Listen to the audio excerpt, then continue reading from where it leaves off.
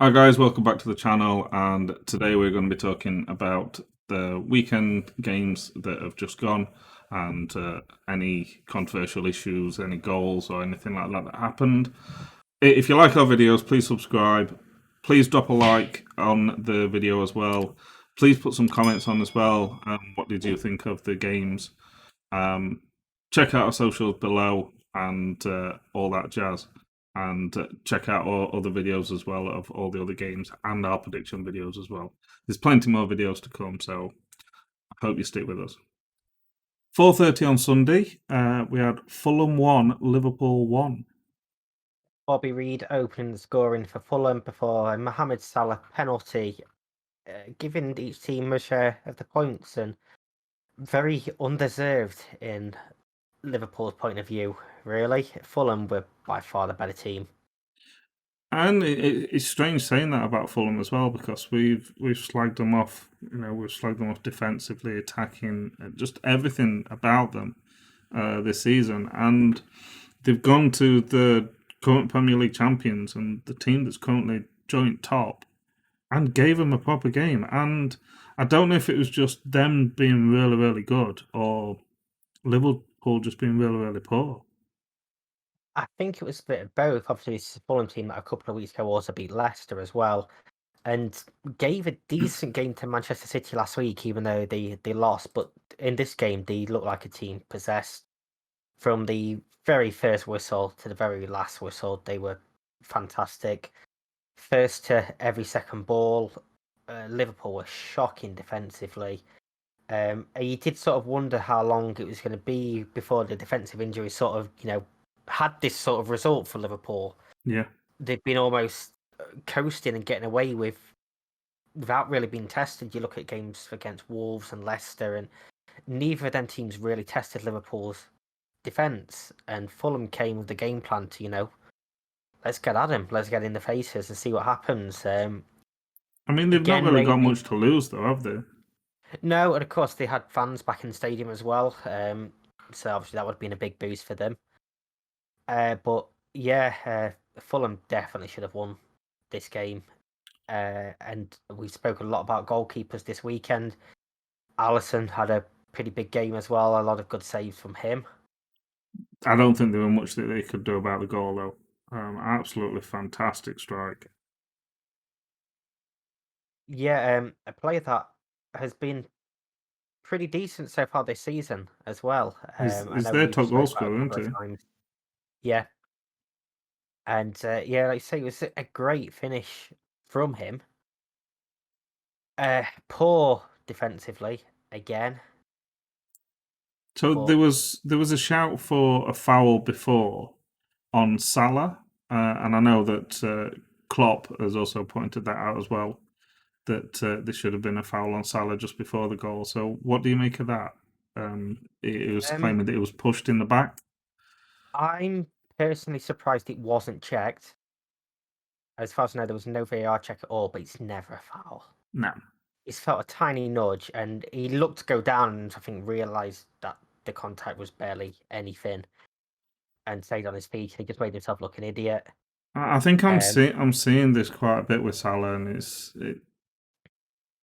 I criticised the penalty when he went down a few weeks ago, and there's been a few instances that I've seen Salah go down very, very easily, and it's he's not a player that I kind of expect to be like this because he's better than that. Um, what would have been interesting would have been had he actually gone down, would it have been checked then? Because you see so often from corners and free kicks, the defender gets a nudge and goes down, and they get a free kick. I mean, So judging by some of the decisions this year, then it probably would have been given, and I'd have been ranting and raving and very, very pissed off. interesting to see what happened if he gave the referee a decision. Obviously, just before the corner as well, what won the corner, there was a VAR check for a potential penalty to Fulham. Fabinho going into a tackle with the Fulham player, name I can't remember. Um, Referee was sent over to the monitor to check, and he decided to stick with his original decision of a corner. And I don't for know. I was like, well, what are you on about? He's clearly won the ball there. It's a great tackle. And then the more I saw it, the more I thought, this is a foul. This should be a penalty. To But me, it looks like he might have just got the ball. I'm not sure, but to me, there's so many different angles that obviously since it happened that we've seen it, and there's a couple of angles that it looks like it's not him who's touched the ball. He's clipped the attacker's feet, and the attackers like knocked the ball out. But we've talked about it on other penalty decisions. We've talked about sometimes it doesn't matter if you've got the ball or not, and things like that. I think this was a penalty. Doesn't matter whether he got the ball or not. The challenge was there. It took the player out. I think that was a he penalty. is only the second referee to go to the monitor this season and stick with his original decision. So we do see a lot of, I think people have referred to it as, the referee going to the monitor and already being influenced because another referee told him, well, hang on, you might have made a mistake here. But I mean, fair play to him for one, giving a corner in the first place, not then having to backtrack or potentially give a penalty, take the penalty away. But I think what you said with the amount of different angles and it all looks different things, I think that's probably why he stuck with his decision. He's gone along with it's not clear and obvious depending on how you look at it. I mean, I think they must have watched the replays about 20 times. The fact that he gave a corner, he obviously saw that the defender did touch the ball. Otherwise, it would have been a goal kick. So, yeah, I'll take the fact that it wasn't a clear decision, but I just think the fact that he just completely took him out. I am very surprised that that isn't a penalty compared to some of the penalties that have been given this season. But that's by the by. Yeah, the corner went in, tried to get cleared. That's when Salah kind of pretended that he got shot it back. But the ball came to what's his name on the edge of the box, To cover it. Reed. Um, the ball came to Reed and just a fantastic strike Yep, beautifully hit. in the bottom far corner, and there weren't much that Allison could do. There weren't much that many goalkeepers could have done in that. I mean, the one thing I will say on the Salah incident was there was definitely two hands in his back, so you will see them given throughout the season, definitely.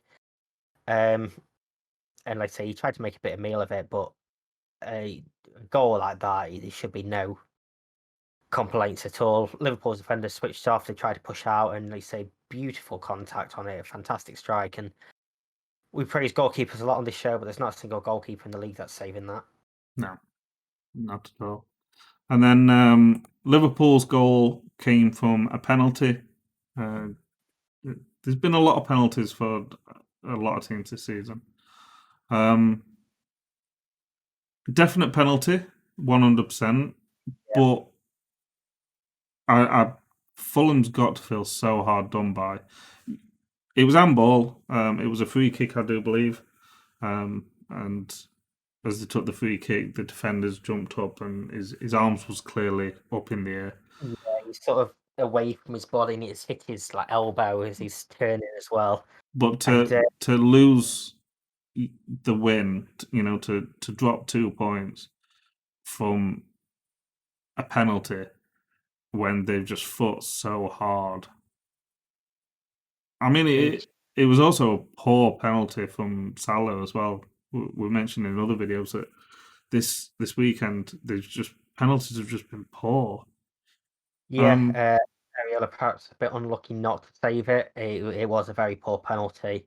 But if I'm a Fulham player, I'm fuming with Kamara there for even giving away that penalty. Why stand in the wall if you're going to stick your arms up to protect yourself? And Yeah, we saw last week in the Liverpool Wolves game where I think Willy Bolly just took a shot smack in the face, didn't even flinch. yeah. And you're getting to do that. Like, that is your job as a defender, is to put your body on the line as we will speak about in other games as well this weekend on the videos, other defenders doing it.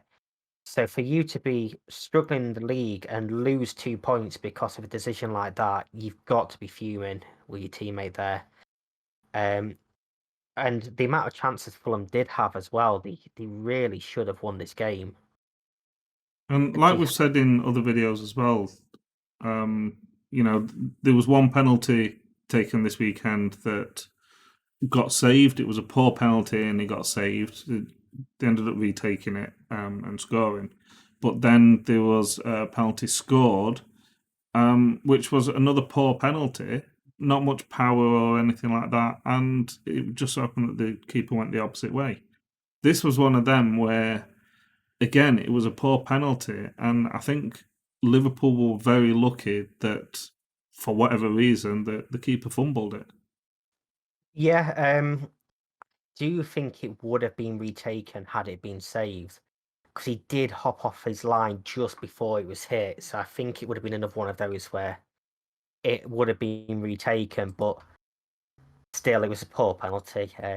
Sort of squirmed in, and like we said in other videos, if it manages to go in, then people praise it and say a goal is a goal. But yeah, it basically summed up Liverpool in this game.